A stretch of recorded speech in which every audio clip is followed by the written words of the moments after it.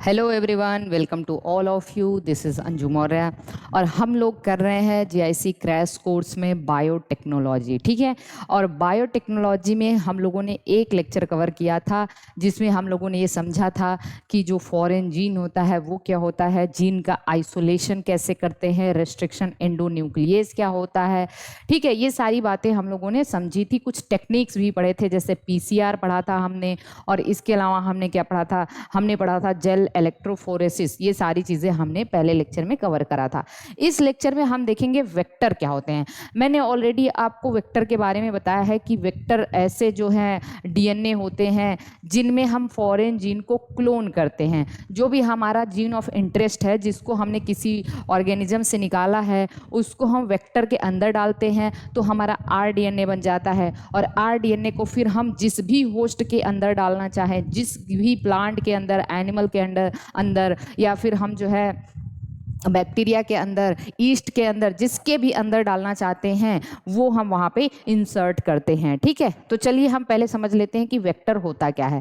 तो देखिए हमने यहाँ पे लिखा हुआ है वेक्टर जो होता है ना, वेक्टर क्या है भाई, एकदम ध्यान से समझना। वेक्टर क्या होता है तो इसको आप अटेंटिव होकर समझना। In which foreign gene is cloned. Foreign gene, जो भी हमारा जीन ऑफ इंटरेस्ट है, जिसके अंदर किसके अंदर डालते हैं, वेक्टर के अंदर हम डालते हैं तो फिर आरडीएनए बन जाता है। अब मैंने यहाँ पे लिखा है क्राइटेरिया फॉर वेक्टर। वेक्टर के क्या क्या क्राइटेरिया होने चाहिए, कब हम उसको जो है वेक्टर कहेंगे। ठीक है, उसके क्राइटेरिया क्या क्या होने चाहिए, इसको जरा ध्यान से देखना। पहली चीज, वेक्टर छोटा होना चाहिए। कैसा होना चाहिए, स्मॉल होना चाहिए, ताकि हम उसको आसानी से जो है ना हैंडल कर सकें। वेक्टर शुड बी स्मॉल, या size of vector should be small. उसका साइज कैसा होना चाहिए, छोटा होना चाहिए। और वेक्टर के अंदर जो है ना ओराई होना चाहिए। ओराई का मतलब ओरिजिन ऑफ रेप्लिकेशन। जैसे देखिए, इसका मतलब हम लोग डीएनए, जब हम लोग डीएनए रेप्लिकेशन वगैरह पढ़ेंगे ना, मोलिक्यूलर बायोलॉजी, तो वहां पे भी हम ओराई समझते हैं। ओराई वो जगह होता है, ORI, ओराई वो जगह होता है जहां से रेप्लिकेशन स्टार्ट होता है, जहां से रेप्लिकेशन स्टार्ट होता है। ओरिजिन ऑफ रेप्लिकेशन कहते हैं इसको। जैसे मान लीजिए हमने अपना जीन यहाँ पे डाल दिया, अब वो जीन जाके इस ओराई पे रेप्लिकेट करेगा। तो ओराई, रेप्लिकेशन का मतलब द्विगुणन जिसको कहते हो आप। ठीक है, तो ओराई वो प्लेस होता है जहाँ पे जीन ऑफ इंटरेस्ट हम पहले डालते हैं, वो प्लेस ओराई कहलाता है। और वहीं से डीएनए रेप्लिकेशन स्टार्ट होता है, उसको हम लोग कहते हैं ओराई। तो पहली चीज़ तो ये हो गई। वेक्टर ऑटोनॉमसली सेल्फ रेप्लिकेटिंग होना चाहिए, मतलब वो खुद ही जो है ना रेप्लिकेट कर ले। ऑटोनॉमसली, ऑटोनॉमस का मतलब खुद से, सेल्फ रेप्लिकेटिंग, खुद से रेप्लिकेट क्यों करेगा, क्योंकि उसके पास ओराई है। तो ये सब प्रॉपर्टी होनी चाहिए। और क्या है, शुड हैव आरओपी। आरओपी का मतलब होता है रेप्लिकेशन ऑफ या रेप्लिकेशन प्रोटीन। क्या है, रेप्लिकेशन प्रोटीन या protein of replication, protein of replication.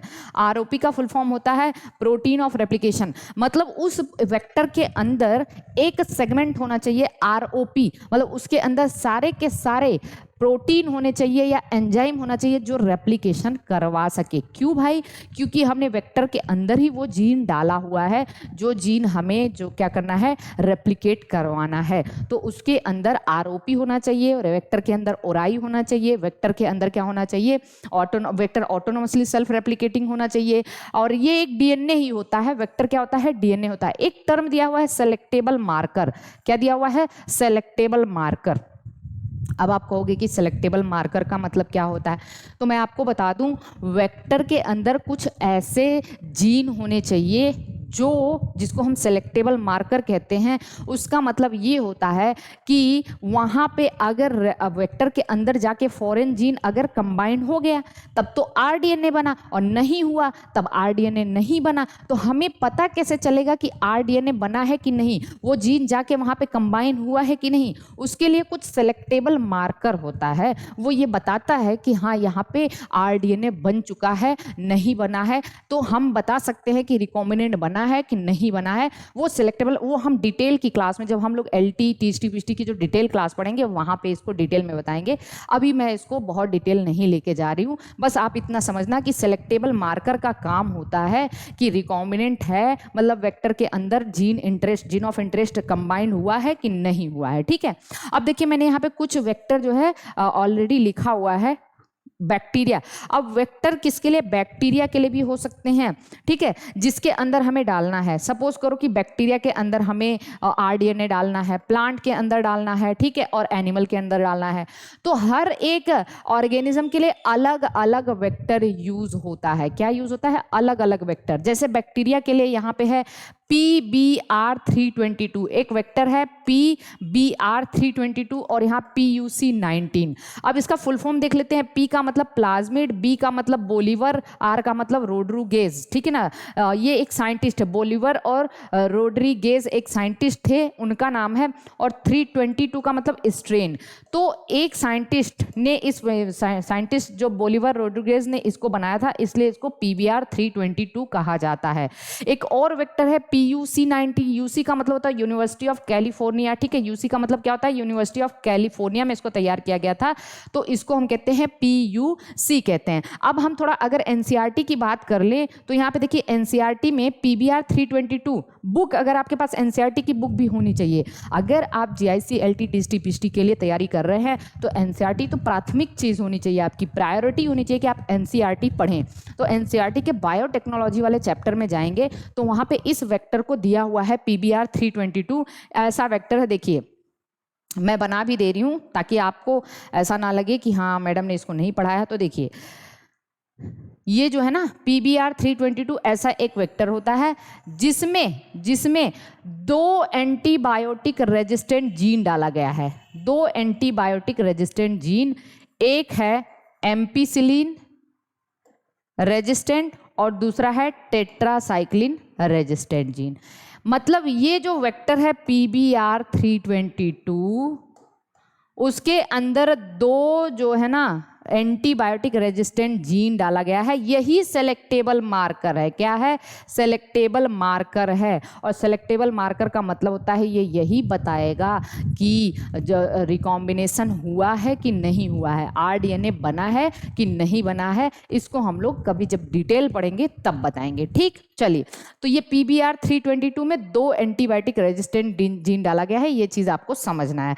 चलिए दूसरी चीज हम लोग जरा ध्यान से देख लेते हैं। प्लांट के लिए एक वेक्टर यूज किया जाता है, उसका नाम है TI प्लाज्मिड। अब हम जरा इसको भी थोड़ा सा देख लेते हैं। प्लांट के लिए जो वेक्टर, मतलब अगर आपको अपना जीन ऑफ इंटरेस्ट प्लांट के अंदर डालना है तो उसके लिए जो वेक्टर है वो है TI प्लाज्मिड। अब ये क्या होता है, TI प्लाज्मिड क्या होता है, इसको जरा हम लोग देख लेते हैं। देखिए TI प्लाज्मिड कहाँ से निकाला गया है, एक बैक्टीरिया है, आप इसको जरूर नोट करेंगे, एगेरोबैक्टीरियम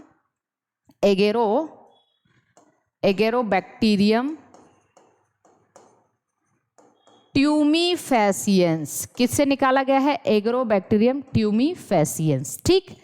अब इस एगेरोबैक्टीरियम ट्यूमीफेसियंस एक बैक्टीरिया है। इस बैक्टीरिया के अंदर इसका खुद का जीनोम होता है।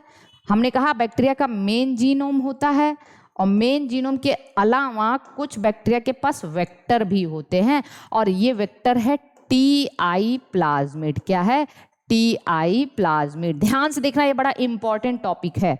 TI प्लाज्मिड इसके पास होता है। अब इस TI प्लाज्मिड को क्यों यूज किया जाता है, इसकी क्या खास बात है, प्लांट के लिए क्यों यूज किया जाता है, इसको जरा ध्यान से देखना। अब होता क्या है, देखिए जब ये TI प्लाज्मिड, इसको ध्यान से देखना, इसके अंदर TI प्लाज्मिड का मतलब ट्यूमर इंड्यूसिंग, TI का मतलब हो गया ट्यूमर इंड्यूसिंग। क्यों इसको ट्यूमर इंड्यूसिंग कहते हैं, ये भी ध्यान से समझना। इंड्यूसिंग, ट्यूमर जानते हो, कैंसर, ट्यूमर कॉज करता है ये प्लांट में। अब जरा ध्यान से देखना, TI प्लाज्मिड मैंने यहां बना दिया, this is the TI plasmid. और इस TI प्लाज्मिड के अंदर एक छोटा सा सेगमेंट होता है, DNA का सेगमेंट, जिसको हम कहते हैं tDNA। क्या कहते हैं, tDNA। tDNA का मतलब होता है ट्रांसफर DNA। क्या कहा मैंने, ट्रांसफर DNA। और इस tDNA के अंदर ऑक्सिन एंड साइटोकाइनिन जीन होते हैं। अरे बैक्टीरिया के अंदर ऑक्सिन साइटोकाइनिन जीन है। अब आप कहोगे कि ये तो अद्भुत बात है। तो हाँ, इस बैक्टीरिया के ट्रांसफर डीएनए में जो इसका प्लाज्मिड है उसके पास एक छोटा सा सेगमेंट है, उसको कहते हैं टीडीएनए, और टीडीएनए के अंदर ऑक्सिन और साइटोकाइनिन का जीन प्रेजेंट है। अब क्या होता है जरा ध्यान से देखना, जब ये बैक्टीरिया प्लांट के कांटेक्ट में आता है, ठीक है, तो प्लांट का ये रूट हेयर वगैरह है, प्लांट के कांटेक्ट में आता है तो ये क्या करता है, बैक्टीरिया अपना जो टीआई प्लाज्मिड है ना, टीआई प्लाज्मिड का टीडीएनए इस प्लांट की सेल में ट्रांसफर कर देता है, प्लांट के रूट सेल में टीडीएनए ट्रांसफर करता है, इसीलिए इसको ट्रांसफर डीएनए कहते हैं। और जब यहाँ पे टीडीएनए जाता है तो इसके अंदर ऑक्सिन साइटोकाइनिन का जीन है, और ऑक्सिन और साइटोकाइनिन क्या करता है, सेल डिवीजन को प्रमोट करता है। किसको प्रमोट करता है, सेल डिवीजन को। और ये जाने के बाद यहाँ पे प्लांट की रूट सेल में एक्सेस सेल डिवीजन करने लग जाएगा। एक्सेस सेल डिवीजन मतलब बहुत तेजी से सेल डिवीजन करवाने लग जाएगा। और जब यहाँ बहुत तेजी से सेल डिवीजन होगा, अनकंट्रोल्ड सेल डिवीजन, तो यहाँ पे बन जाएगा ट्यूमर। क्या बन जाएगा, ट्यूमर। और इस डिजीज को कहते हैं क्राउन गॉल डिजीज। क्या नाम देते हैं, क्राउन गॉल डिजीज। देखिए कुछ ऐसा क्वेश्चन आया हुआ था टीजीटी में, मेरे ख्याल से कि टीजीटी में पीजीटी में आया था, गॉल डिजीज के बारे में आया था। अब बड़ा इंटरेस्टिंग चीज़ समझ में आनी चाहिए आपको कि ये बैक्टीरिया के अंदर टीआई प्लाज्मिड है, और उस प्लाज्मिड के अंदर खुद की कैपेसिटी है कि वो टीडीएनए को ट्रांसफ़र कर देता है प्लांट के अंदर, और जाके उसके अंदर ट्यूमर कॉज करने लग जाता है, क्योंकि उसके पास ऑक्सिन और साइटोकाइनिन के जीन हैं। और जब वहाँ पे ट्यूमर होने लगता है उसको हम लोग कहते हैं क्राउन गॉल डिजीज। ठीक है, और अब याद रखना, इसीलिए एग्रोबैक्टीरियम ट्यूमिफेसियंस को कहते हैं नेचुरल जेनेटिक इंजीनियर। क्या कहते हैं भाई, ये नेचुरल जेनेटिक इंजीनियर है, इसको कुछ करवाने की जरूरत नहीं है, ये खुद ही एक इंजीनियर है, अपने आप ये काम कर ले रहा है, इसलिए इसको कहते हैं natural genetic engineer. Question important हो सकता है, आपसे पूछा जा सकता है नेचुरल जेनेटिक इंजीनियर क्या है, टीआई प्लाज्मिड क्या है, टीडीएनए कहाँ से आता है, ये सारे क्वेश्चन आपसे यहाँ से जो है ना पूछे जा सकते हैं एग्रोबैक्टीरियम। अब साइंटिस्ट के दिमाग में ये बात आया कि भाई क्यों ना हम इस एग्रोबैक्टीरियम के टीआई प्लाज्मिड को निकाल के इसी को मॉडिफाई करके वेक्टर बना दें, और जो प्लांट के लिए वेक्टर का काम करेगा। तो वही है, प्लांट के लिए जो वेक्टर होता है उसको हम कहते हैं टीआई प्लाज्मिड। और लेकिन एक बात हमेशा याद रखना, साइंटिस्ट ने इसके अंदर मॉडिफिकेशन क्या किया होगा, इसके अंदर का ऑक्सिन साइटोकाइनिन वाला जीन रिमूव कर दिया, इसकी डिजीज कॉजिंग कैपेसिटी को खत्म कर देना। मतलब हम वेक्टर अगर वैसे ही हम यूज करेंगे तो भाई ये जहां भी जाएगा वहां ये डिजीज कॉज करेगा, क्राउन गॉल डिजीज कॉज करेगा। तो अगर किसी वेक्टर के अंदर, मेरी बात ध्यान सुनना, अगर किसी वेक्टर के अंदर से उसके अनडिजायर्ड जीन को, जो हमें नहीं चाहिए, उसको रिमूव कर दें, उसकी डिजीज कॉजिंग कैपेसिटी को खत्म कर दें, इस प्रोसेस को कहते हैं डिसआर्मिंग। क्या कहते हैं, डिसआर्मिंग। तो डिसआर्मिंग क्या है भाई, डिसआर्मिंग का मतलब वेक्टर के अंदर से अनडिजायर्ड जीन को हटा देना, उसको मॉडिफाई कर देना, उसकी डिजीज कॉजिंग कैपेसिटी को खत्म कर देना, डिसआर्मिंग कहलाता है। और ऐसा वेक्टर डिसआर्म्ड वेक्टर कहलाता है। क्या कहलाता है, डिसआर्म्ड वेक्टर। ठीक, ऐसा वेक्टर क्या कहलाता है, डिसआर्म्ड वेक्टर। तो प्लांट के लिए कौन सा वेक्टर यूज करते हैं, टीआई प्लाज्मिड। लेकिन कैसा टीआई प्लाज्मिड, डिसआर्म्ड। उसके अंदर से ये जीन निकाल दिया गया है, क्योंकि ये जीन रहेगा ऑक्सिन साइटोकाइनिन का, तो ये जाके खुरापात करेगा। तो क्राउन गॉल डिजीज कौन काज करता है, कौन कॉज करता है, एग्रोबैक्टीरियम ट्यूमिफेसियंस, और टीआई प्लाज्मिड इसी के अंदर पाया जाता है। अच्छा, इसका एक और स्पीसीज होता है एग्रोबैक्टीरियम, देख लेना ध्यान से, कभी मैं बता दे रही हूँ, इसका एक और स्पीसीज होता है एग्रोबैक्टीरियम राइजोजेंस। ठीक है, राइजोजेंस एक दूसरा स्पीसीज है, इसके अंदर आर आई वेक्टर होता है। जैसे इसके अंदर टी आई वेक्टर है, इसके अंदर आर आई वेक्टर होता है, और ये हेयरी रूट डिजीज कॉज करता है। क्या करता है, हेयरी रूट डिजीज। तो लिख लेना, हेयरी रूट डिजीज कॉज करता है प्लांट में। ठीक है, हेयरी रूट डिजीज। तो जैसे टीआई प्लाज्म एग्रोबैक्टीरियम ट्यूमिफेसियंस है उसके अंदर टीआई प्लाज्मिड है, वैसे एग्रोबैक्टीरियम राइजोजेंस है उसके अंदर आरआई प्लाज्मिड है और उसके अंदर आरडीएनए होता है। ठीक है, वो अलग चीज है। ये हेयरी रूट डिजीज कॉज करता है, ये क्राउन गॉल डिजीज कॉज करता है, और दोनों को हम जेनेटिक इंजीनियर कहते हैं। दोनों को क्या कहते हैं? नेचुरल जेनेटिक इंजीनियर कहते हैं। ठीक है, ये बात अच्छे से आपको शायद समझ में आ चुकी होगी। तो बहुत सारे सवाल यहाँ से आप कर सकते हो, और याद रखना कि हमेशा जो है ना, ये केवल डाइकॉट प्लांट को अफेक्ट करता है। किसको? केवल डाइकॉट को, मोनोकॉट को ये अफेक्ट नहीं करता। मोनोकॉट में ये डिजीज कॉज नहीं करता, केवल डाइकॉट प्लांट में डिजीज कॉज करता है। Okay, is it clear? आगे चलें। तो अब हम प्लांट के लिए कौन सा वेक्टर यूज करने जा रहे हैं? TI plasmid. इसी तरीके से देखिए, इसको नोट जरूर कर लीजिएगा, हम आगे चलने जा रहे हैं। ठीक है, आप इसको पॉज करिए, नोट करिए। ठीक, चलिए देखिए, एनिमल के लिए रिट्रोवायरल वेक्टर यूज होता है।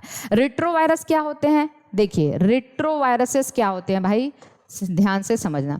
जो रिट्रोवायरस होते हैं वो नॉर्मल सेल को कैंसरस सेल में कन्वर्ट करते हैं। किसमें? कैंसरस सेल में। मतलब ये भी रिट्रोवायरस क्या करते हैं? नॉर्मल सेल को कैंसरस सेल में कन्वर्ट करते हैं। और एनिमल के लिए हम इस रिट्रोवायरल वेक्टर को यूज करते हैं, लेकिन उसकी डिजीज कॉजिंग कैपेसिटी को खत्म करके। डिजीज कॉजिंग कैपेसिटी खत्म कर देना मतलब वहां से कैंसर वाले जीन को हटा देंगे, और फिर इसी को हम कहते हैं डिसआर्म्ड वेक्टर। तो प्लांट के लिए टीआई प्लाज्मिड, एनिमल के लिए रिट्रोवायरल प्लाज्मिड, बैक्टीरिया के लिए हमने अभी बताया था PBR 322 और PUC 19। तो ये तो हमारा हो गया वेक्टर की कहानी। ठीक, अब हम आते हैं नेक्स्ट, चलते हैं भाई। हमारा आरडीएनए अब बन चुका होगा। टीआई प्लाज्मिड देखिए मैंने यहाँ पे लिखा है, agrobacterium natural genetic engineer tumefaciens, इसके अंदर टीआई प्लाज्मिड होता है, क्राउन गॉल डिजीज कॉज करता है, ये हेयरी रूट डिजीज कॉज करता है। इसके अंदर टीआई प्लाज्मिड के अंदर टीडीएनए है, ट्रांसफर डीएनए, जो जीन फॉर ऑक्सिन और साइटोकाइनिन होता है इसके अंदर। और अब हम अगली प्रोसेस पढ़ेंगे। हमारा वेक्टर भी हमने पढ़ लिया, हमने सारी चीजें पढ़ ली। अब हम क्या करते हैं? वेक्टर के अंदर अपना जीन ऑफ इंटरेस्ट डालते हैं। जीन ऑफ इंटरेस्ट का मतलब जो हमने जीन निकाला था उसको हम अब वेक्टर के अंदर डालते हैं। तो हम क्या करवाते हैं? Formation of rDNA. अगला स्टेप हमारा होता है फॉर्मेशन ऑफ आरडीएनए। उसमें हम जीन ऑफ इंटरेस्ट लेते हैं, वेक्टर जिस भी होस्ट के लिए वेक्टर यूज करना होगा, प्लांट के लिए टीआई प्लाज्मिड, एनिमल के लिए रिट्रोवायरल प्लाज्मिड, उसके अंदर हम अपना आरडीएनए जीन ऑफ इंटरेस्ट डालेंगे, लाइगेज एंजाइम यूज करते हैं। तो यहाँ पे जो बनेगा उसको हम क्या कहेंगे? आरडीएनए। अब आप ध्यान देना, इस आरडीएनए को हम क्या करते हैं? अब इस आरडीएनए को हम होस्ट के अंदर डालेंगे। तो एक बार पूरा स्टेप बाय स्टेप देखिए, हमने क्या किया? हमने आइसोलेशन ऑफ जीन किया। स्टार्टिंग से जहाँ से भी जीन हमें लेना है उसमें उसको हमने रेस्ट्रिक्शन एंडोन्यूक्लियस से कट कराया, जीन ऑफ इंटरेस्ट मिल गया।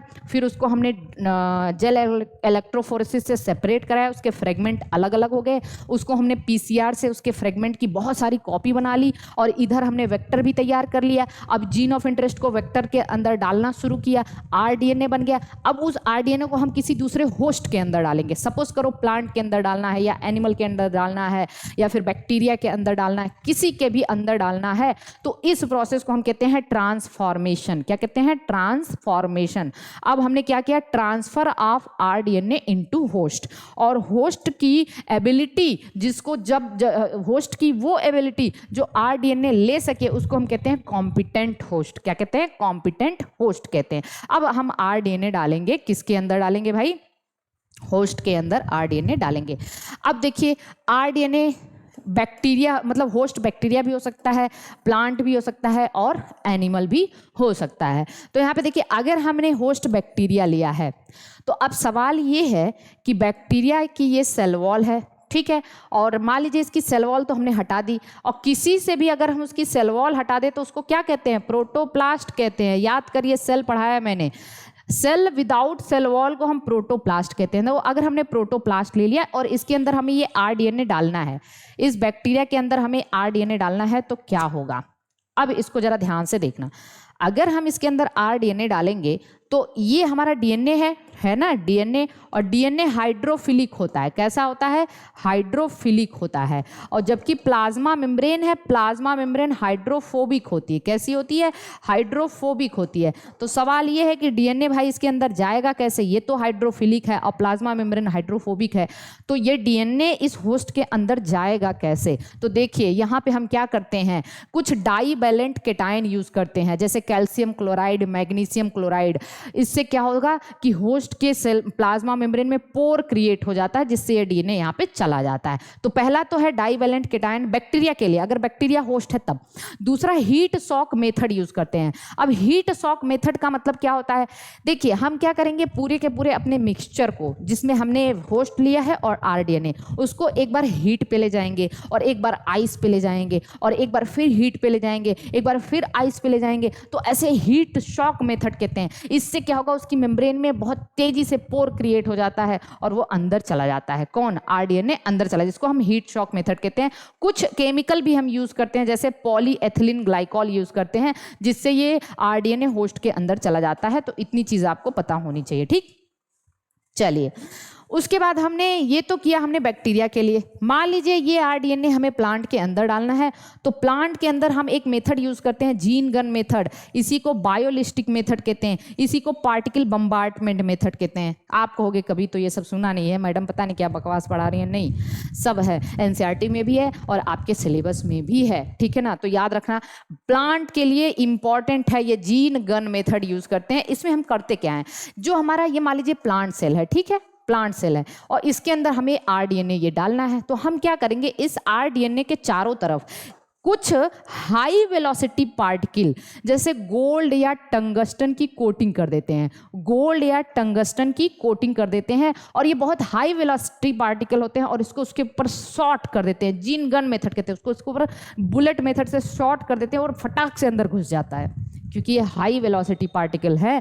तो इस वजह से जो है इसको हम क्या कहते हैं, gene gun method, biolistic method या पार्टिकल बम्बार्डमेंट मेथड कहते हैं, ये प्लांट के लिए। अब मान लीजिए हमें एनिमल के अंदर डालना है ये आरडीएनए, तो हम डायरेक्टली एनिमल में माइक्रो इंजेक्शन मेथड देते हैं। एक इंजेक्शन में लोड किया आरडीएनए को और उसको अंदर जो है एनिमल सेल के अंदर डाल देते हैं। इसको हम कहते हैं माइक्रो इंजेक्शन मेथड या फिर माइक्रो पीपेट मेथड। ये सब आपको आना चाहिए, ये सारे क्वेश्चन आपसे पूछे जा सकते हैं।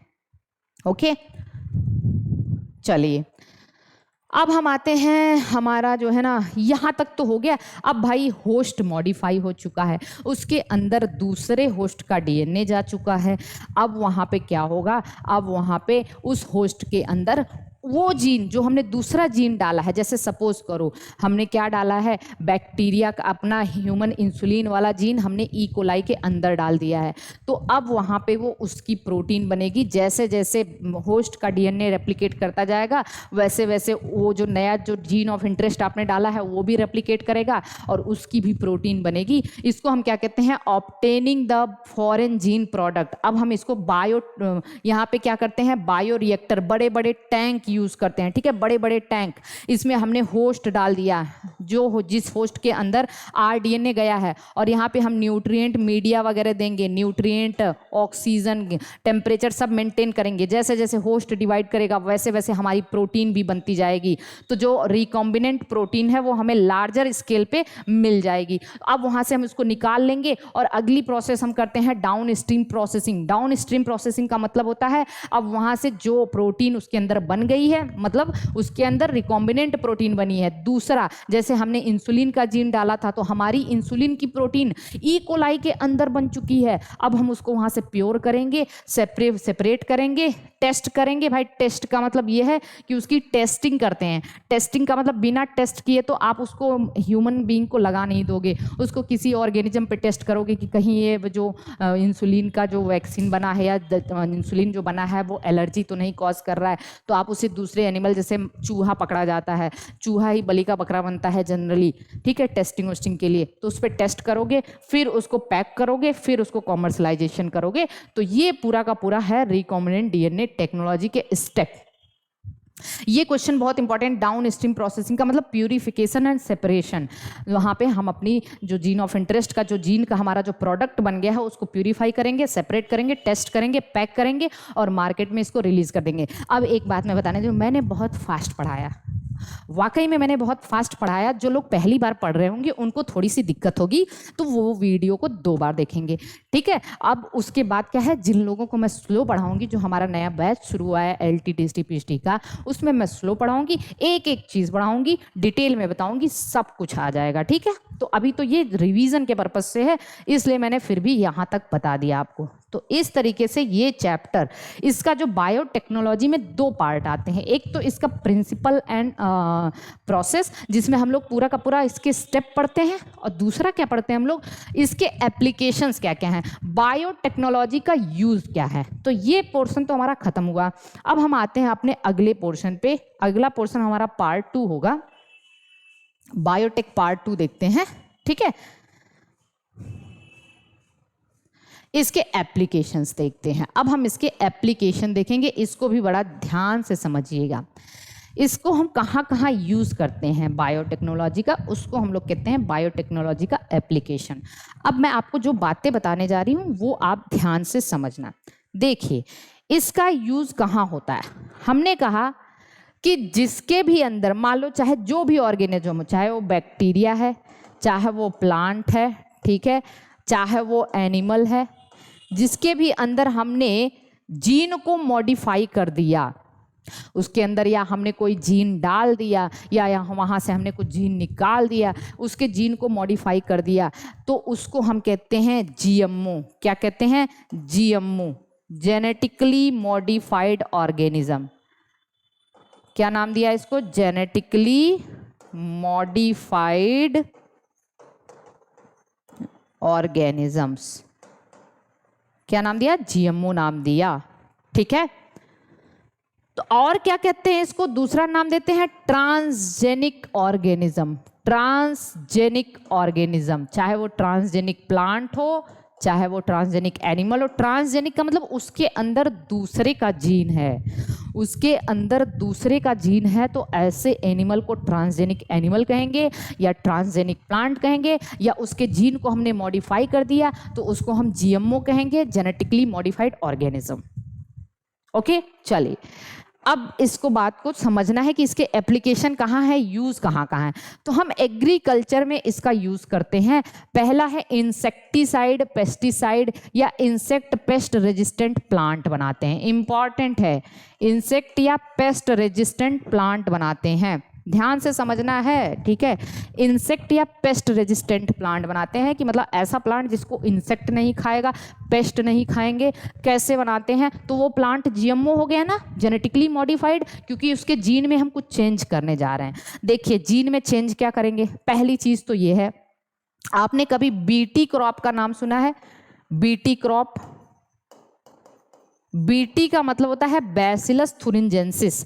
एक बैक्टीरिया होता है जिसका नाम है, देखो BT लिखा है, बैसिलस थुरिनजेंसिस, ठीक है। ये एक ग्राम पॉजिटिव बैक्टीरिया है, सॉइल बैक्टीरिया है, रॉड शेप बैक्टीरिया है, ये सब थोड़ा डिटेल की बात है। उस बैक्टीरिया के अंदर कहानी सुनना है आपको, बस डरना नहीं है, किसी भी चीज़ से नहीं डरना है। ये आप लोगों के लिए ही बनाया गया है। जितनी भी डिफ़िकल्ट चीज़ है दुनिया में, रॉकेट साइंस से लेके मिसाइल से लेके एवरीथिंग ह्यूमन बीइंग के लिए तो बना है ना।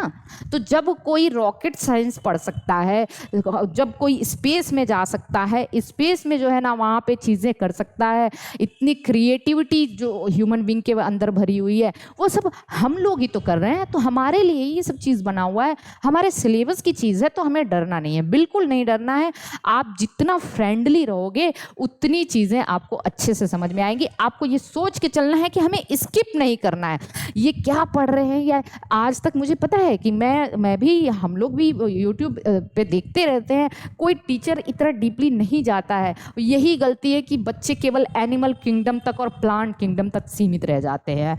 LT TST PhD जितनी भी तैयारी कर रहे हो, मैं देखती हूँ कि वो एनिमल किंगडम पढ़ा देते हैं, प्लांट किंगडम पढ़ा देते हैं, कि भाई जो है आपका यहीं से क्वेश्चन आता है। लेकिन नहीं, आपका सिलेक्शन रुकता है केवल जो आप और चीज़ें नहीं पढ़ते हो, वहाँ से सिलेक्शन रुक जाता है। एनिमल किंगडम, प्लांट किंगडम तो सब पढ़ते हैं, तो आपको सब पढ़ना है। मैं तो एनिमल प्लांट किंगडम तो मैंने पूरा खत्म कर दिया है, एनिमल किंगडम में भी मैंने नॉन कॉर्डेटा खत्म कर दिया, कॉर्डेटा है अभी तो मैं पढ़ा दूंगी उसको। एवोल्यूशन हो गया है, इकोलॉजी हो गया, प्लांट एम्ब्रियोलॉजी हो गया है, सेल बायोलॉजी, मॉलिक्यूलर मतलब बायोटेक्नोलॉजी हो भी जाएगा, बायोमोलिक्यूल्स हो गया है, उसके बाद पूरा का पूरा माइक्रोबायोलॉजी हो गया है, ठीक है, सेल पूरा का पूरा सेल डिवीजन हो चुका है, बहुत सारी चीज़ें हम लोग पढ़ चुके हैं, तो आपको डरना नहीं है, ठीक है ना। चलिए हम लोग ये कोशिश करते हैं कि सीखेंगे। अब समझिए एक टर्म है बीटी। बीटी का एक बैक्टीरिया है भाई, बैसिलस थुरिनजेंसिस। इस बैक्टीरिया के अंदर एक जीन होता है, अब मैं इसको मिटा रही हूं देखना। इस बैक्टीरिया के अंदर एक जीन होता है, उस जीन को कहते हैं क्राइजीन। क्राइजीन CRY, और इस जीन का मतलब होता है क्रिस्टल, क्राई का मतलब होता है क्रिस्टल, ठीक। चलिए ये क्राइजीन ट्रांसक्रिप्शन और ट्रांसलेशन के बाद उस बैक्टीरिया के अंदर एक प्रोटीन बनाता है जिसको कहते हैं क्रिस्टल प्रोटीन या क्राई प्रोटीन। लेकिन ये प्रोटीन बैक्टीरिया के अंदर इनएक्टिव होता है और इसको प्रोटॉक्सिन कहते हैं। क्या कहते हैं? प्रोटॉक्सिन। आप कहोगे टॉक्सिन क्यों? क्योंकि ये आगे चल के देखेंगे हम ये क्या करता है। इसको एक्टिवेट होने के लिए एल्केलाइन मीडियम चाहिए, क्षारी मीडियम चाहिए, और क्षारी मीडियम जो है ना वो बैक्टीरिया के अंदर नहीं होता, ठीक है। अब साइंटिस्ट ने क्या किया, इसके क्राइजीन को यहां से निकाल लिया, बैक्टीरिया के अंदर का क्राइजीन निकाल लिया, देखिए। और क्राइजीन निकालने के बाद इसको जीन ऑफ इंटरेस्ट जो हमने स्टेप बताया था, आइसोलेशन करेंगे, क्या करेंगे, कैसे कैसे RDNA से कट करे, रेस्ट्रिक्शन एंडोन्यूक्लियस से कट करके क्राइजीन निकाले, इसीलिए हमने पहले प्रिंसिपल पढ़ा था, सारे स्टेप। और इसको प्लांट के अंदर डालना है, तो प्लांट के अंदर डालना है तो कौन सा वेक्टर यूज करेंगे? TI plasmid. हमारा RDNA बन गया, और RDNA को हम होस्ट के अंदर डालेंगे किसी प्लांट के अंदर। और कौन सा मेथड यूज करेंगे भाई प्लांट के अंदर डालने के लिए? जीन गन मेथड, अभी बताया था, ठीक।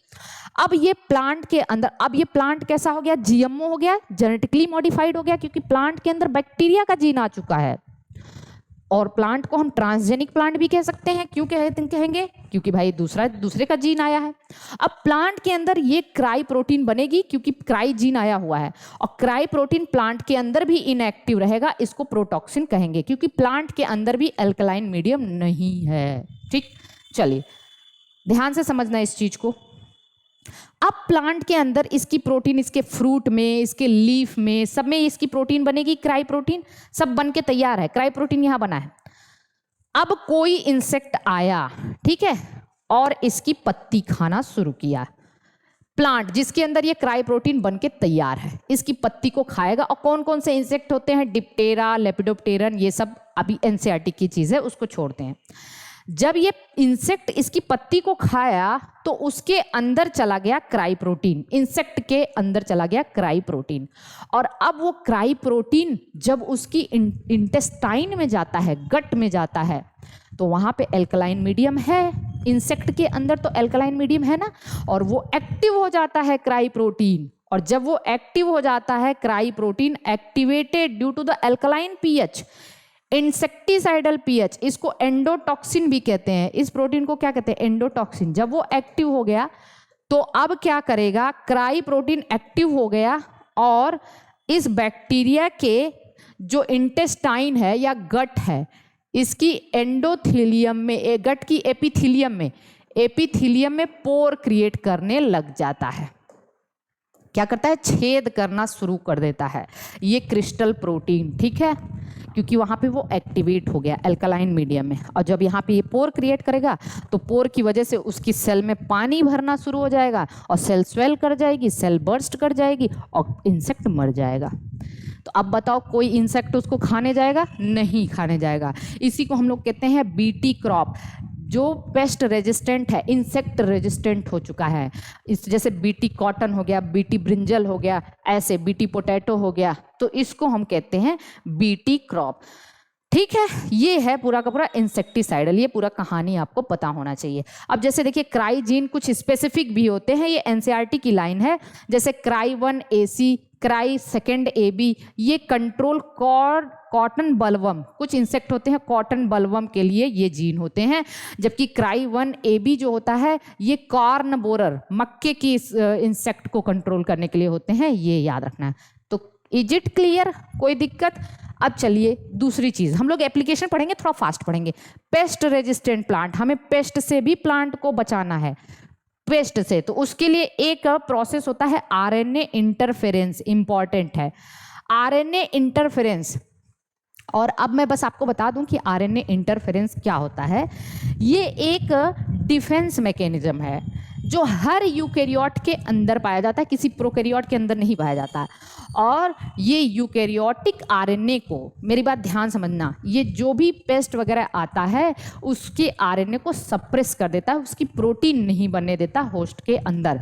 इसीलिए इसको हम जीन साइलेंसिंग भी कहते हैं। क्या कहते हैं? Gene silencing. इसका नाम और क्या है? जीन साइलेंसिंग या पीटीजीएस। पीटीजीएस का मतलब post transcriptional gene silencing, post transcriptional gene silencing,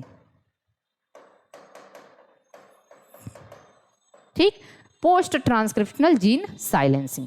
जैसे एक एग्जाम्पल एनसीईआरटी में दिया है कि सबसे पहले इसको डिस्कवर किया गया था सी एलिगेंस में।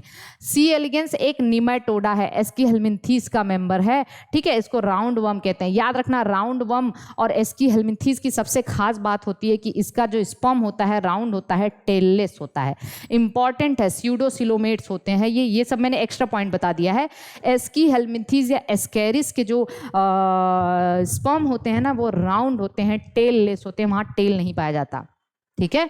तो ये चीज है, ये है जीन साइलेंसिंग। और ये सारे के सारे यूकेरियोट में होता है, सेलुलर डिफेंस मैकेनिज्म। इसको क्वेलिंग, पीटीजीएस या फिर जीन साइलेंसिंग भी कहते हैं। जैसे एक एग्जांपल एनसीईआरटी का है, मैंने यहाँ पे लिया हुआ है।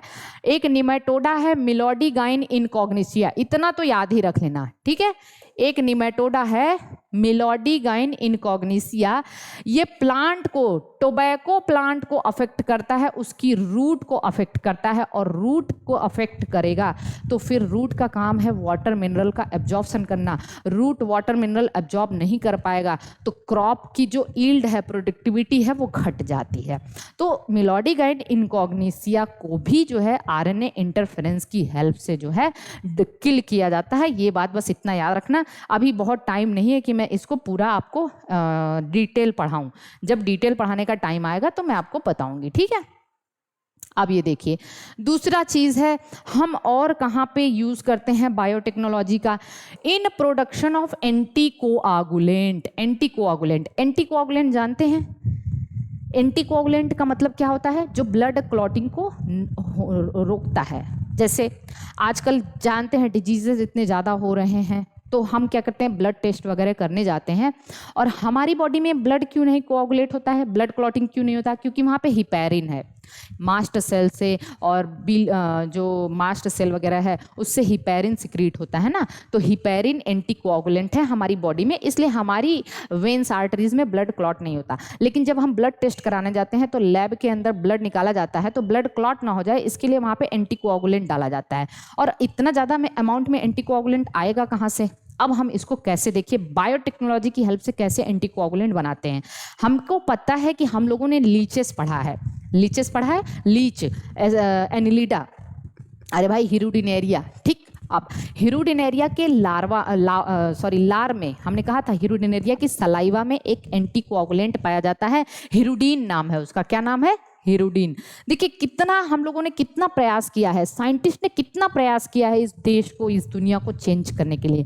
अब उसकी सलाइवा से हिरुडीन निकाल लिया उन्होंने, हिरुडीन का जीन निकाल लिया। जीन, उस हिरुडीन के जीन को उसके अंदर क्या कहते हैं, टीआई प्लाज्मिड के अंदर डाल के आरडीएनए बना लिया, और उस आरडीएनए को प्लांट के अंदर इंट्रोड्यूस कर दिया। और एक बड़ा फेवरेट प्लांट है ब्रेसिका नेपस।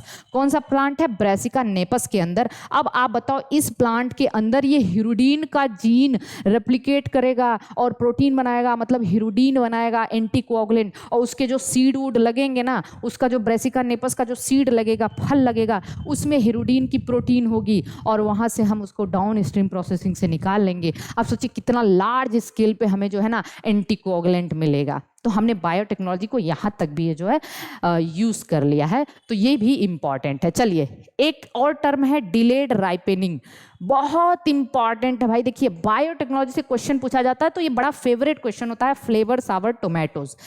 मैकग्रेगर टोमेटो भी कहते हैं इसको, मैकग्रेगर टोमेटो भी कहते हैं क्योंकि इसको ग्रेगर करके साइंटिस्ट ने बनाया था, मैकग्रेगर टोमेटो भी कहते हैं। अब ये कैसा टोमेटो है इसको जरा ध्यान से समझना। जो मार्केट में आजकल टोमेटो आते हैं, आपने देखा भी होगा, वो जल्दी पकते नहीं हैं। आप घर पे लाके रख भी दो, सब्जी में डाल भी दो, तब भी नहीं पकते, कच्चे रह जाते हैं। क्योंकि हमने क्या किया है, पहले जो पहले के टमाटर हुआ करते थे वो जल्दी पक जाया करते थे, तो क्रॉप ईल्ड जो है ना कम हो जाती, सड़ जाते थे, इससे बहुत ज़्यादा प्रोडक्टिविटी कम हो जाती थी। अब साइंटिस्ट ने क्या किया, उसकी राइपेनिंग वाली प्रोसेस को, पकने वाली प्रोसेस को डिले कर दिया है। और डिले कैसे करा है ये भी हम लोग देख लेते हैं। पहले हम देखेंगे कि नेचुरली कैसे ये फल पकते हैं। ठीक है, नेचुरली कैसे पकते हैं, तो देखिए नेचुरली कैसे पकते हैं। जो नेचुरली जैसे पकते होंगे वही प्रोसेस को हम सप्रेस कर देंगे तो वो जल्दी पकेगा नहीं। तो नेचुरली कैसे पकते हैं, देखिए कोई भी फ्रूट होगा उसके अंदर ये फ्रूट का सेल वॉल है या पेक्टिन है बाहर, पेक्टिन, और इस पेक्टिन के अंदर एक जीन होता है, उस जीन को पीजी जीन कहते हैं। बहुत इंपॉर्टेंट है, पीजी मतलब पॉलीगैलेक्टुरोनेज, पॉलीगैलेक्टुरोनेज जीन होता है और ये एक प्रोटीन बनाता है, पॉलीगैलेक्टोरोनिक प्रोटीन या एंजाइम, पॉलीगैलेक्टुरोनेज एंजाइम बनाता है ये पीजी जीन, बहुत इंपॉर्टेंट है। और क्या करता है, ये उस break the polygalacturonic acid alpha 1,4 bond in pectin, pectin में जो बॉन्ड होते हैं उस बॉन्ड को तोड़ना शुरू कर देता है। और जब तोड़ना शुरू करेगा तो फ्रूट सॉफ्ट होने लग जाएगा और वो पकना शुरू हो जाता है। तो ये तो नॉर्मल प्रोसेस है फलों के पकने की। ठीक है, फलों के पकने की नॉर्मल प्रोसेस है। तो हमें क्या करना है, हमें इसी प्रोसेस को रोकना है। हम इसी जीन को रोक दें, इसी जीन को रोक दें तो हमारा पकने वाली प्रोसेस घट जाएगी, कम हो जाएगी। तो हमने क्या किया, जीन साइलेंसिंग से इस पीजी जीन को साइलेंस करवा दिया, इस पीजी जीन को साइलेंस कर दिया। और जब पीजी जीन साइलेंस हो गया तो अब फल जल्दी नहीं पक पाएंगे। और ऐसे टोमेटो तैयार किए गए, ऐसे टमाटर बनाए गए हैं। और इस टमाटर को बनाया है किसने, मैकग्रेगर साइंटिस्ट ने, और इसको कहते हैं फ्लेवर सावर टोमेटोज। क्या कहते हैं, फ्लेवर सावर टोमेटोज। इंपॉर्टेंट है, यहां से इस जीन का नाम याद रख लेना, पीजी जीन, पॉलीगैलेक्टुरोनेज एंजाइम को साइलेंस कर दिया जाता है, इसको सप्रेस कर दिया जाता है और फलों की जो पकने वाली प्रोसेस है वो डिले हो जाती है। देखिए कितना अच्छा है ना ये सारी चीजें। चलिए अब देखते हैं, टू इंक्रीज न्यूट्रिशनल वैल्यू। अब न्यूट्रिशनल वैल्यू, जैसे हम खाना तो खाते हैं तो जरूरी नहीं है कि हम बस पेट भरते जाएं, हमें न्यूट्रिशन भी तो मिलना चाहिए, है ना। तो क्या होता है कि बहुत सारे लोग चावल बहुत तेजी से खा लेते हैं, लेकिन उनका जो है ना पेट तो भर जाता है लेकिन न्यूट्रिशनल वैल्यू पूरी नहीं हो पाती। ठीक है, तो ऐसी जगहों पे, बहुत ऐसी जगह है जहाँ पे विटामिन ए की डिफिशियंसी होती है, तो वहाँ पे गोल्डन राइस बना दिया गया। अब गोल्डन राइस कैसे बना, उस गोल्डन राइस में vitamin A rich, golden rice vitamin A rich होता है, उसमें विटामिन ए बनाने वाला जीन डाल दिया गया है। और याद रखना विटामिन ए, देखिए राइस, इसको गोल्डन राइस कहते हैं, rice is extremely low in vitamin A. Boyer, एक साइंटिस्ट थे Boyer, Herbert Boyer, develop genetically engineered rice rich in beta carotene, that is called as golden rice. अब क्या किया हमने, उस जो बीटा कैरोटीन का जीन है उसको टीआई प्लाज्मिड के अंदर इंट्रोड्यूस करके उसको राइस प्लांट में डाल दिया और वहाँ पे बीटा कैरोटीन आगे चल के विटामिन ए बनाता है। विटामिन ए का प्रिकर्सर क्या होता है, बीटा कैरोटीन होता है, और जिसकी वजह से वहाँ पे क्या होगा, राइस के अंदर विटामिन ए ज़्यादा बनेगा। इसी को हम क्या कहते हैं, गोल्डन राइस कहते हैं। ठीक, अब एक और चीज़ देख लो, ये सब हम nutritional value. Human protein enriched milk, क्या है, ह्यूमन प्रोटीन एनरिच्ड मिल्क। अब क्या होता है जैसे देखो, क्या है कि कुछ ऐसी मदर होती हैं जहाँ पे जब उनका बेबी बर्थ हो जाता है तो उनमें मिल्क प्रोड्यूस नहीं हो पाता, तो बच्चे को जन्म से ही काऊ का मिल्क या बफेलो का मिल्क पिलाना पड़ता है। तो प्रॉब्लम इज दिस कि उनको मदर की प्रोटीन नहीं मिल पाती। अब क्या किया साइंटिस्ट ने, मदर की प्रोटीन वाला जो मदर के मिल्क में जो प्रोटीन होता है उसको हम कहते हैं अल्फा लैक्ट एल्बुमिन। क्या कहते हैं? Alpha lactalbumin. इसका जीन निकाल लिया और इसके जीन को एनिमल में डालना है, काऊ के अंदर डालना है, काऊ के अंदर डालना है। तो एनिमल में डालना है तो हम कौन सा वेक्टर यूज करेंगे? Retroviral vector. याद रखना, हमने कहा था एनिमल के लिए रिट्रोवायरल वेक्टर और प्लांट के लिए टीआई प्लाज्मिड, ठीक है। और इसको फिर आरडीएनए बना के काऊ के अंदर डाल दिया। काऊ कैसी हो गई? ट्रांसजेनिक काऊ हो गई, जीएमओ हो गई, उसका जीन मॉडिफाई हो गया। उस काऊ के अंदर ह्यूमन के प्रोटीन, मिल्क का प्रोटीन आ चुका है, उसके जीन आ चुके हैं। तो अब जो काऊ का मिल्क बनेगा उसमें ह्यूमन की प्रोटीन भी होगी। और पहली ट्रांसजेनिक काऊ थी रोजी। कौन थी? रोजी, ROS, इसका नाम रोजी था। 1997 में बनाया गया था। अब इसका जो मिल्क होगा भाई, इसके मिल्क के अंदर ह्यूमन प्रोटीन भी होगा और 2.4 ग्राम पर लीटर, 1 लीटर में 2.4 ग्राम ह्यूमन प्रोटीन होगा। ये भी समस्या सॉल्व हो गई। चलिए, यहाँ तक चीज़ सही है। अब हम देखिए मेडिसिन के क्षेत्र में कैसे बायोटेक्नोलॉजी का यूज़ करते हैं। तो मेडिसिन के क्षेत्र में कैसे यूज़ करते हैं, तो देखिए हमने कहा एडिबल वैक्सीन, हमने नाम भी लिया था एडिबल। एडिबल मतलब खाने वाली वैक्सीन। जैसे टोमेटो हो गया, बनाना हो गया, उसके अंदर हम पोलियो वायरस का वैक्सीन डाल दें, पोलियो वायरस डाल दें, ठीक है। तो जनरली हम वैक्सीन क्या करते हैं? वायरस या बैक्टीरिया को किल करके उसी का वैक्सीन देते हैं, उसके अगेंस्ट एंटीबॉडी बनती है। अब हम क्या करें? उस वायरस बैक्टीरिया को किल करके प्लांट के अंदर डाल दें। तो जो टोमेटो लगेगा, जो बनाना लगेगा, उसके अंदर वो जो है वायरस बैक्टीरिया के जीन हैं, तो वो जो है हमारे अंदर जाएगा। हम जब उसको खाएंगे, ठीक है, हम जब उसको खाएंगे तो उसके अंदर ऑलरेडी वो जीन है और हमारे अंदर जाने के बाद वो क्या बनाएगा? एंटीबॉडी बनाना शुरू कर देगा। तो ऐसी वैक्सीन को हम क्या कहते हैं? एडिबल वैक्सीन कहते हैं। इंपॉर्टेंट है ना। चलिए अब देखिए मेडिसिन के अंदर ये थोड़ा सा आप इसको प्लांटी बॉडी प्रोडक्शन ऑफ ये सब नहीं, जेनेटिकली इंजीनियर्ड इंसुलिन भी हम लोगों ने बनाया है। हमने इंसुलिन के बारे में बताया कि डायबिटीज़ के पेशेंट इतने तेज़ी से बढ़ रहे हैं कि उनको इंसुलिन का इंजेक्शन देना पड़ता है। और जब इंसुलिन का इंजेक्शन देना पड़ता है तो इंसुलिन कहाँ बनाई जाती है? पहले तो हम स्लॉटर्ड कैटल से निकालते थे, पैनक्रियास से। अब हम क्या करते हैं? इंसुलिन का जीन निकाला, ठीक है, देखना ध्यान से समझना। इंसुलिन का जीन निकाला। इंसुलिन कहाँ से प्रोड्यूस होता है? आइलेट्स ऑफ लैंगरहैंस के बीटा सेल के आइलेट्स ऑफ मतलब पैनक्रियास के बीटा सेल से प्रोड्यूस होता है, ठीक है। और ध्यान देना, एक बात मैं आपको बता दूं, एक बात याद रखना, इंसुलिन जब बनता है ना तो उसमें 3 चेन होता है, क्योंकि इंसुलिन 51 अमाइनो एसिड की एक प्रोटीन होती है। 51 अमाइनो एसिड, इसमें 3 चेन होता है। ए चेन, बी चेन, ए चेन में 21, बी चेन में 30, और ए और बी को जोड़ने वाला एक चेन होता है, उसको हम कहते हैं सी चेन। लेकिन सी चेन का काम केवल है इनको जोड़ना। इनके बीच में एक बॉन्ड बनवाता है ये डाइसल्फाइड बॉन्ड, और जैसे ही दोनों के बीच में डाइसल्फाइड बॉन्ड बन जाता है ए और बी के बीच में, वो सी हट जाता है। तो यंग या इमेच्योर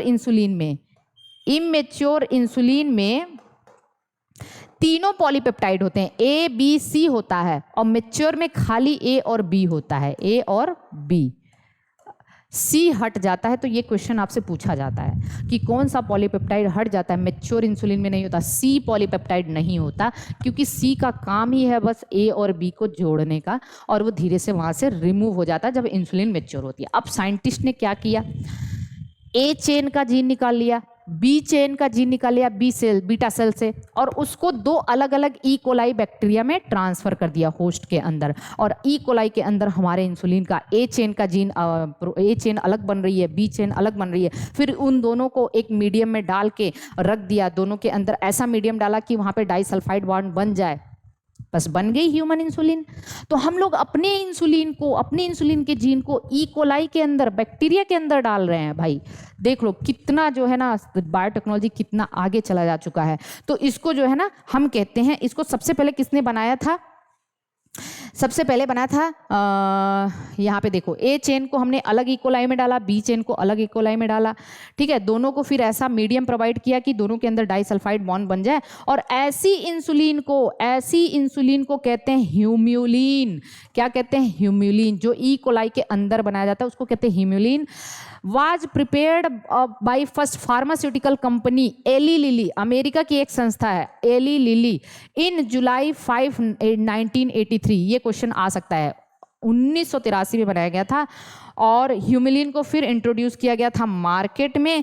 कब? ये भी देख लीजिए, मार्केट में इंट्रोड्यूस। अब उसके बाद हमारी इंडिया की कंपनी रैनबैक्सी और एली लिली ने मिलके फिर ह्यूमिलिन का एक एनालॉग बनाया, ह्यूमोलॉग।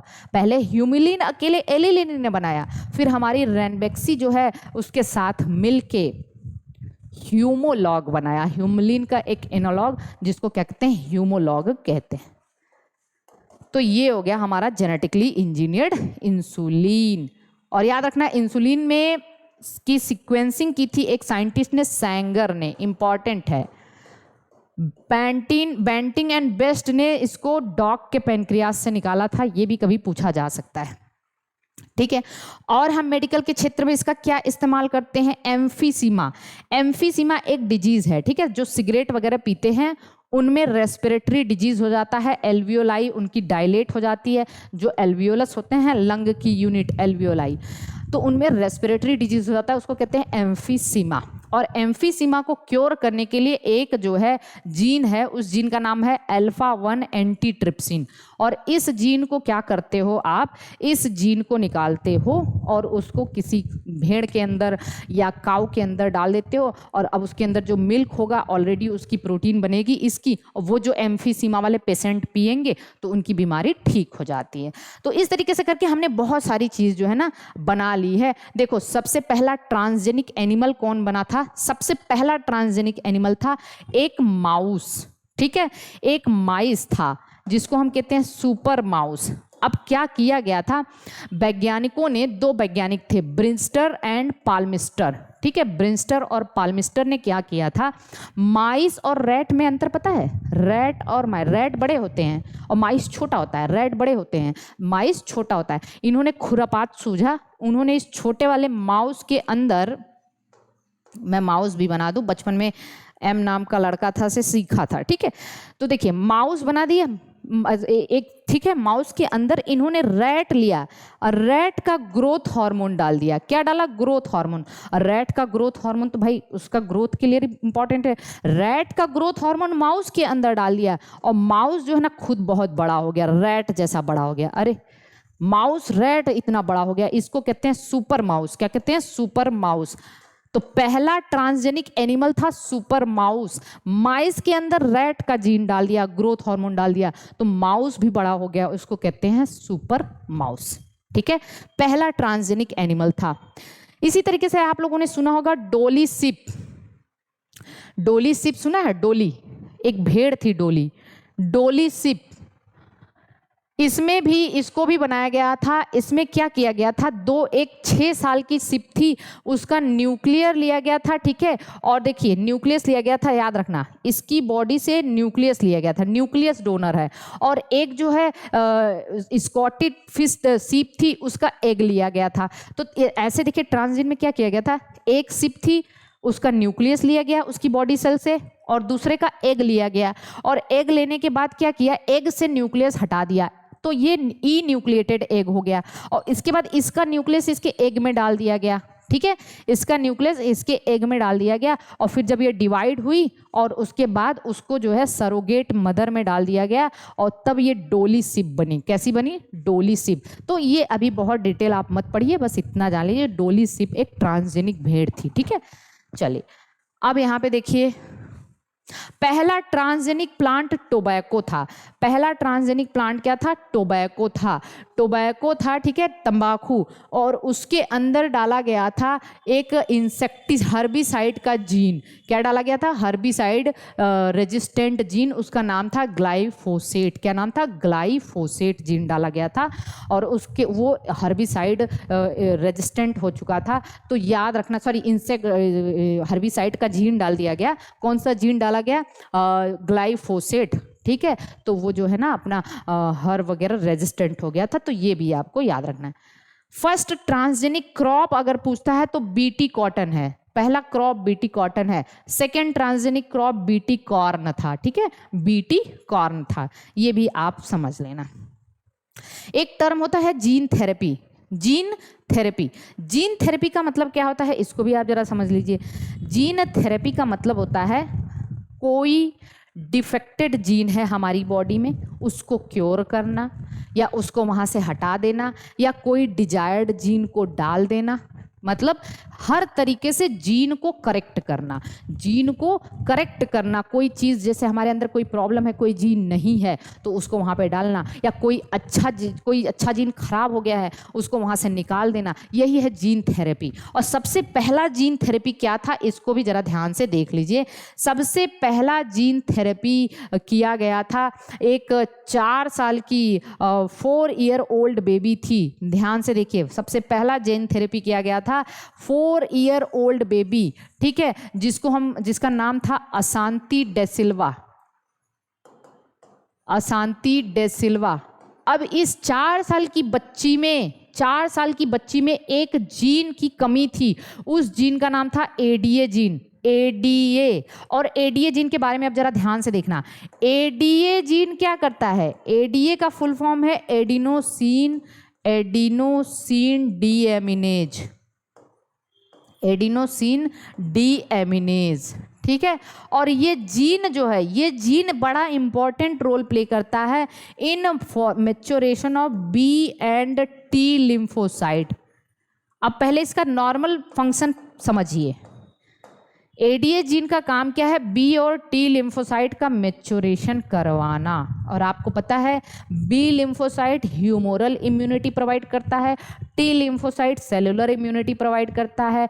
तो अगर बी और टी दोनों नहीं होगा हमारी बॉडी में तो हमारी बॉडी के अंदर बड़ा severe combined immuno deficiency syndrome हो जाएगा।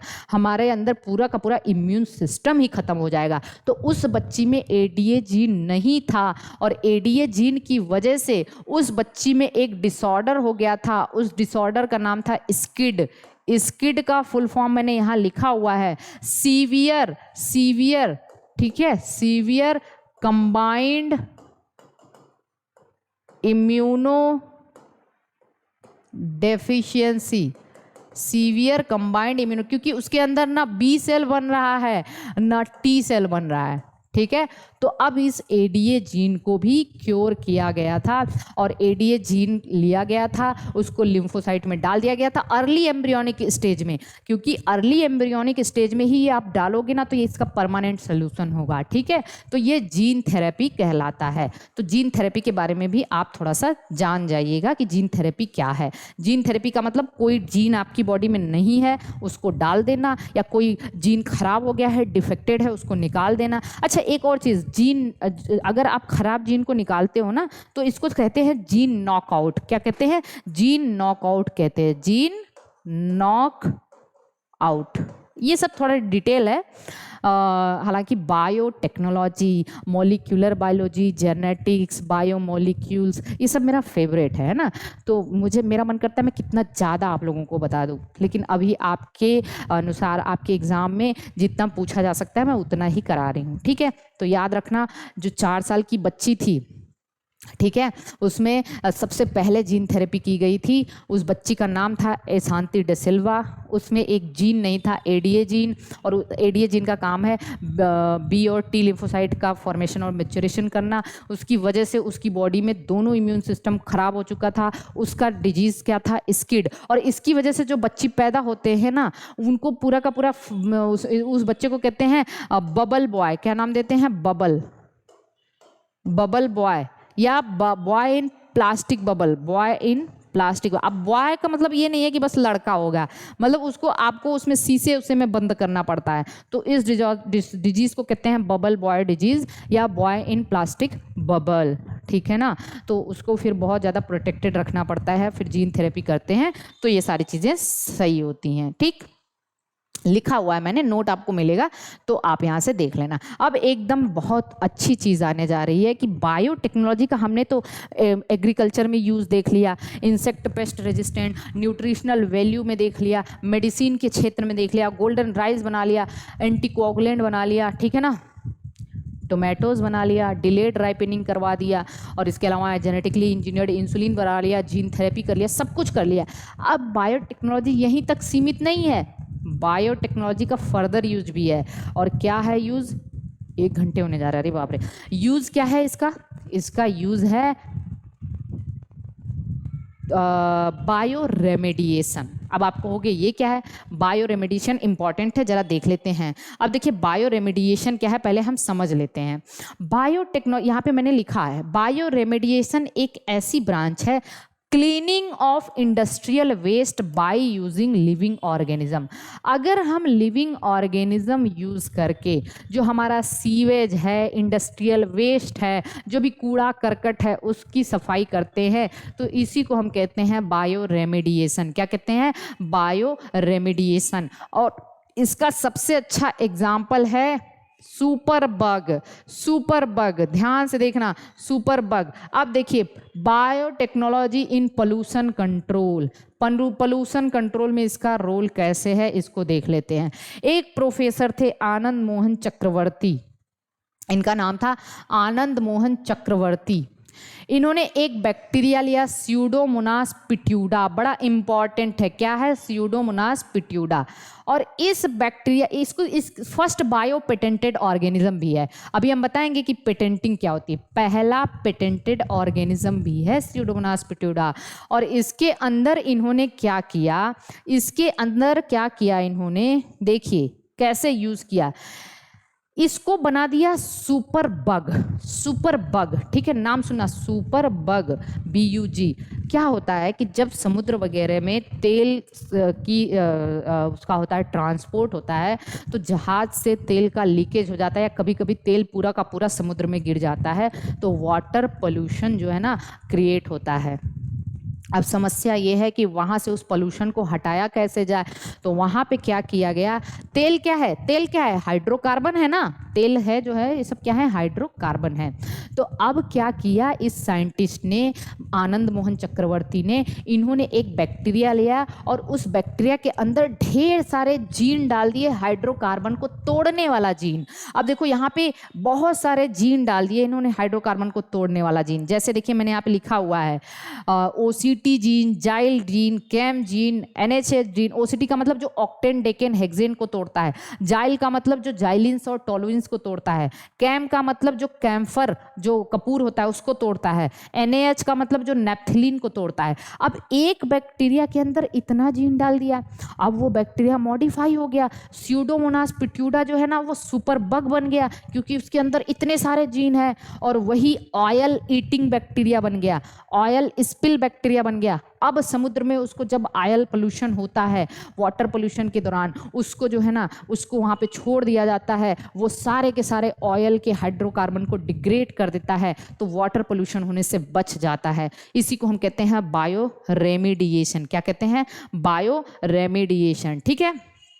एक और चीज़ है biotechnology in production of bioplastic.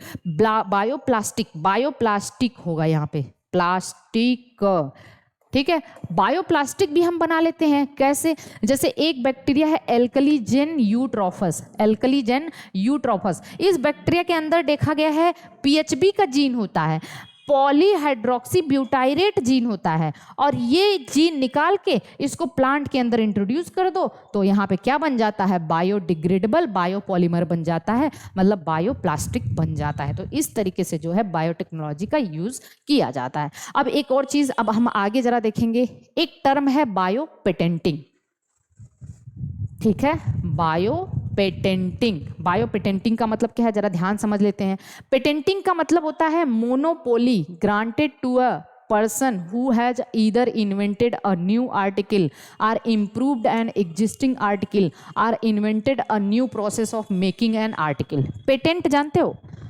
Patent का मतलब ये एक मोनोपोली है, मतलब जैसे मैंने कोई चीज़ नई चीज़ बना दी और उसका पेटेंट करवा दिया, तो वो चीज़ जो है ना बस मेरी है, उसे कोई नहीं मेरे बिना मर्जी के कोई यूज़ नहीं कर सकता। और अगर मेरे बिना मर्जी के यूज़ कर रहा है वो अलग टर्म हो जाएगा, मैं आगे बताऊंगी। या तो मैंने कोई चीज़ नया उसमें इम्प्रूव कर दिया या कोई नया आर्टिकल लिखा, वो सब पेटेंट होता है। और अगर यही patenting related to biological product and process, उसको बायो पेटेंटिंग कहते हैं।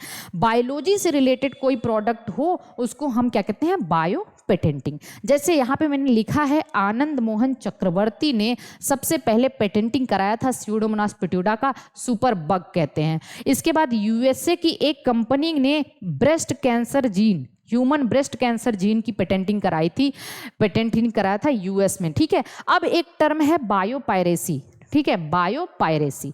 पायरेसी का मतलब जानते हो? पायरेसी का मतलब बिना, जिसने उस चीज़ को बनाया है उसकी बिना मर्जी से उसको एक तरीके से यूज़ करना, एक तरीके की चोरी हो गई। जैसे मैंने मेरा नोट तैयार किया है, ठीक है, अब पता चला कुछ दिन में आप लोगों को पीडीएफ मिला, अगर डाउनलोड करने का ऑप्शन आ गया तो आप उसे मार्केट में इधर उधर बेचना शुरू कर दोगे। और फिर कुछ दिन के बाद समझ में आएगा किसी फोटो स्टेट की दुकान पे अंजू मौर्य की नोट बिक रही है और वो फोटो स्टेट वाला उसकी फोटो कॉपी करके बिना मर्जी से, मेरी मर्जी से बेच रहा है। ये पायरेसी हो गई, बिना मुझे कोई फायदा दिए वो अपना काम कर रहा है, ये पायरेसी हो गई। तो अगर किसी बायोलॉजिकल प्रोडक्ट का इस तरीके से कोई यूज करता है, बायोलॉजी से रिलेटेड हो गया तो बायोपायरेसी। बिना उसकी मर्जी से, जिसने उसको बनाया है, जिसने, जो उसका ऑथर है, जो उसका इन्वेंटर है, उसकी बिना मर्जी से उसका चीज कोई और यूज कर रहा है, उसको बायोपायरेसी या पायरेसी कहते हैं, ठीक। जैसे अमेरिका वाले थोड़े चालाक होते ही हैं, उन्होंने क्या किया था, हमारा जो नीम है, हमारे नीम के जो एंटीसेप्टिक प्रॉपर्टी होती है उसको यूज करके उसको बेचना शुरू कर दिया। तो हमारे नीम की पेटेंटिंग करा लिया, हमारे टर्मरिक पाउडर की पेटेंटिंग करा लिया, हमारे बासमती की पेटेंटिंग करा लिया। बासमती हमारे खेतों में उगाया जाता है इंडिया में, और इसकी पेटेंटिंग करा लिया यूएसए ने। कहा भाई ये हमने नई वैरायटी तैयार करी है, ठीक है। उसके बाद उसने हमारा जो है राइस की बायोपायरेसी कर लिया। बायोपायरेसी मतलब राइस का, हमारा राइस वो अपने पेटेंटिंग करा लिया, तो ये पायरेसी है, ठीक है। इस तरीके से एक टर्म है बायो या वार या बायोलॉजिकल वार या बायो टेररिज्म। जरा ध्यान से समझना, बायो वार या बायोलॉजिकल वार या बायो टेररिज्म का मतलब क्या होता है, इसको समझिए। इसका मतलब होता है किसी बायोलॉजिकल ऑर्गेनिज्म को यूज करके किसी ह्यूमन को मारना, कि उसकी क्रॉप को मारना, मतलब क्रॉप जो फसल उगाई जाती है, या फिर उसके एनिमल को मारना। जैसे अमेरिका वगैरह ने क्या यूज किया था, एंथ्रैक्स का स्पोर यूज किया था। एंथ्रैक्स जानते हैं? एंथ्रैक्स बैक्टीरिया है। अब एंथ्रैक्स जो है ना, एंथ्रैक्स यूज किया था एनिमल को। अब एंथ्रैक्स के स्पोर वो स्टोर कर लिया और उसको छिड़क दिया जाके किसी जो है किसी देश में, वहाँ के सारे एनिमल पागल हो गए। इसी तरीके से राइस स्मट, मतलब फसलों को खराब करने के लिए जो राइस स्मट होते हैं उनके स्पोर को कंटेनर में बंद करके रख लिया और उसको जाके सबकी क्रॉप पे छिड़क दिया, उसकी फसल खराब। इसी तरीके से ह्यूमन स्मॉल पॉक्स वायरस को कंटेनर में भर के रखा है, जिस देश से लड़ाई हुई उसके देश में जाके स्मॉल पॉक्स वायरस के स्पोर को जो है ना क्या कर दिया, छिड़क दिया उसके क्रिस्टल को, वहाँ सबको स्मॉल पॉक्स हो गया। तो बायोलॉजिकल किसी ऑर्गेनिज्म को यूज करके लड़ाई करना, मतलब युद्ध, बायोलॉजिकल वार हो गया ये भाई। हमने माइक्रो ऑर्गेनिज्म की लड़ाई छेड़ दी, इसको कहते हैं बायो वार। जैसे क्या क्या यूज किया जाता है मैंने यहाँ पे लिखा हुआ है, ठीक है। एंथ्रैक्स स्पोर, रिसिन मतलब ये टॉक्सिन है, ergot rye, smallpox, Yersinia pestis, botulinum toxin, rice blast, wheat smut rust, right smut, ये सब यूज करके उसकी फसल को या उस देश की फसल को ही खराब कर दो, उसके एनिमल को ही खराब कर दो, उसके ह्यूमन बींग को, मतलब वहाँ पे कुछ ऐसे बैक्टीरिया के स्पोर डाल दो जिससे सारे के सारे ह्यूमन ही पागल हो जाएं। तो ये बायोलॉजिकल वार है या बायो टेररिज्म है या बायो वेपन है, ठीक है, बायो वेपन। बायो इथिक्स क्या होता है भाई, ये मतलब जो भी बायोलॉजिकल साइंस और उसकी पेटेंटिंग से रिलेटेड एक ब्रांच है, बायो एथिक्स कहते हैं। अब हम आ जाते हैं टिश्यू कल्चर में। देखिए टिश्यू कल्चर का मतलब जानते हो क्या होता है? प्लांट के लिए हम क्या करते हैं, जैसे कोई प्लांट एक्सटिंक्ट हो रहा है, ठीक है, खत्म हो रहा है, और ख़त्म हो रहा है तो उसकी स्पीसीज को अगर हमें बचाना है तो उसका हम कोई पार्ट ले लेते हैं। प्लांट के किसी पार्ट से कोई नया प्लांट बना लेना ही टिश्यू कल्चर है। अब जो प्लांट हम लेते हैं, जो पार्ट हम लेते हैं, उसको कहते हैं एक्स प्लांट। क्या कहते हैं? X plant. प्लांट का कोई भी एक पार्ट ले लिया, उसका गैमीट ले लिया, उसका पोलन ग्रेन ले लिया, उसका मेरिस्टेमेटिक सेल ले लिया, उसका रूट सेल ले लिया, उसका शूट सेल ले लिया, कुछ भी से एक नया प्लांट बना लिया, इसको हम कहते हैं टिश्यू कल्चर। और जो भी पार्ट हमने लिया, part which is grown is called as explant. क्या कहते हैं? Explant. और ये टिश्यू कल्चर की पूरी कहानी किस पे बेस्ड है? टोटीपोटेंसी पे। और हम ऑलरेडी टोटीपोटेंसी आपको बता चुके हैं, किसी भी पार्ट का फुल ऑर्गेनिज्म बना लेने की कैपेसिटी ही कहलाती है टोटीपोटेंसी। तो किस पे बेस है? ये टोटीपोटेंसी पे ना बेस है। एक छोटा सा पार्ट पूरा ऑर्गेनिज्म बना लिया, इसको हम कहते हैं टोटीपोटेंसी। ठीक, इतनी बात समझ में आ गई। इसके बाद हम क्या करते हैं, जरा ध्यान से देखना टिश्यू कल्चर में। और हम क्या करते हैं, इसका मैकेनिज्म क्या है? हमने एक्स प्लांट लिया, कोई भी पार्ट, उसको सुटेबल मीडियम में रख दिया, शुगर सोल्यूशन, ये सारी चीज़, हार्मोन दे दिया। उसके बाद वहाँ पे एक अनडिफ्रेंशिएटेड मास ऑफ सेल बनता है, जिसको हम कहते हैं कैलस। क्या कहते हैं? कैलस। और कैलस फिर आगे ग्रो करता है, उसको हम ऑक्सिन और साइटोकाइनिन का रेशियो देते हैं। क्या देते हैं? ऑक्सिन। बहुत इंपॉर्टेंट है, टिश्यू कल्चर का सबसे इंपॉर्टेंट हार्मोन है ऑक्सिन और साइटोकाइनिन। जब हम इसको ऑक्सिन और साइटोकाइनिन देते हैं, तो अगर देखिए ऑक्सिन ज्यादा रहा तो पहले रेडिकल बनेगा, रूट बनेगा। साइटोकाइनिन ज्यादा रहा तो पहले प्लिम्यूल बनेगा, सूट बनेगा। और दोनों बराबर रहे तो कुछ नहीं बनेगा। ठीक, अब फिर देखिए, lots of plant can be produce in less time. अब ऐसा तो है नहीं कि आप एक ही पार्ट यूज करोगे, एक ही प्लांट बनाओगे। जब हम टिश्यू कल्चर करने ही जा रहे हैं तो हम ढेर सारे प्लांट बनाएंगे ना।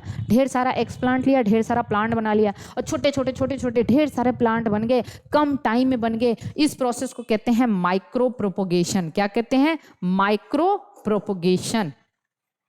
ठीक है, और सारे के सारे जो प्लांट बनेंगे वो जेनेटिकली सिमिलर ही तो होंगे, क्योंकि भाई हमने एक ही पार्ट, जो भी एक प्लांट लिया है, उसके सारे के सारे पार्ट, छोटे छोटे पार्ट से हमने उस बहुत सारे प्लांट बना लिए, और जितने भी प्लांट होंगे वो जेनेटिकली सिमिलर होंगे। इसको कहते हैं सोमा क्लोन्स। क्या कहते हैं? सोमा क्लोन्स। मतलब सबके सब एक दूसरे के क्लोन होते हैं। तो ये है टिश्यू कल्चर। अब एक इसका इंपॉर्टेंस क्या है? डिजीज्ड प्लांट से हम हेल्दी प्लांट बना सकते हैं। जैसे सपोज करो कि हमारा एक ये आम का पौधा है, ठीक, और इसमें लग गया है कोई वायरस का डिजीज, वायरल डिजीज, वो इसमें वायरस लग गए। अब हमें क्या करना है? इस पौधे को बचाना है, आम का पेड़ बचाना है।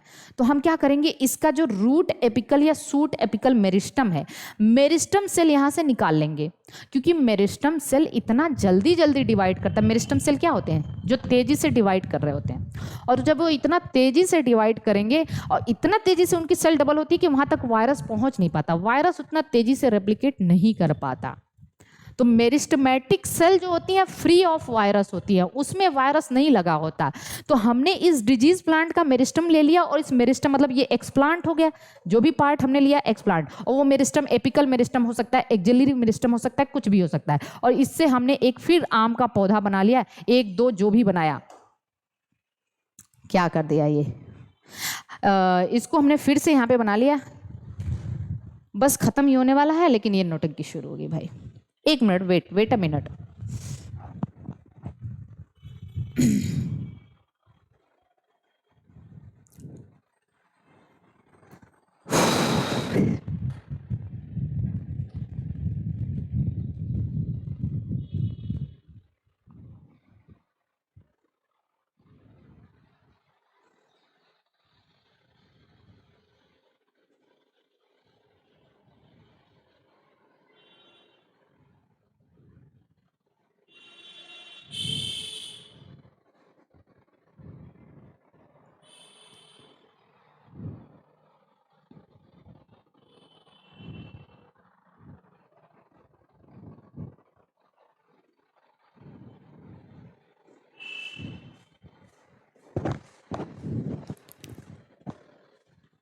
हाँ, तो मैं कहाँ थी, हमने क्या किया, हमने एक आम के पेड़ का जिस पे वायरस लगे हुए हैं इसका मेरिस्टेमेटिक सेल ले लिया क्योंकि वो वायरस फ्री है, और फिर ये डिवाइड करके जो भी आम का पेड़ बनाएगा वो वायरल फ्री होगा, क्योंकि वायरस तो हम एक डिजीज प्लांट से हेल्दी प्लांट भी बना सकते हैं।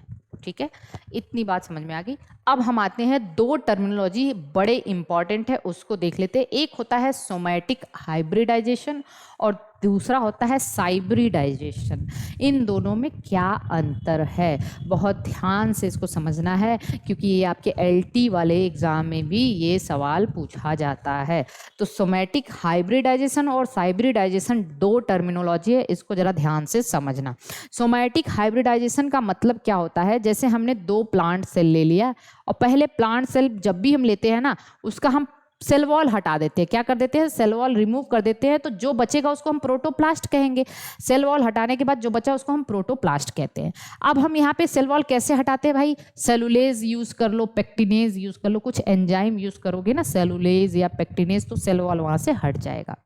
अब इन दोनों सेल वॉल, दोनों प्लांट सेल के प्रोटोप्लास्ट को आप फ्यूज करा दो, दोनों प्लांट सेल के प्रोटोप्लास्ट को फ्यूज करा दो, इसको भी फ्यूज करा दो, इसको भी। और यहाँ पे फ्यूजोजेन एक केमिकल होता है, फ्यूजोजेन, दोनों के प्रोटोप्लास्ट को फ्यूज कराने के लिए जो केमिकल होता है फ्यूजोजेन, उसको कहते हैं पीईपी। क्या कहते हैं, पीईपी, पॉलीएथिलीन ग्लाइकॉल।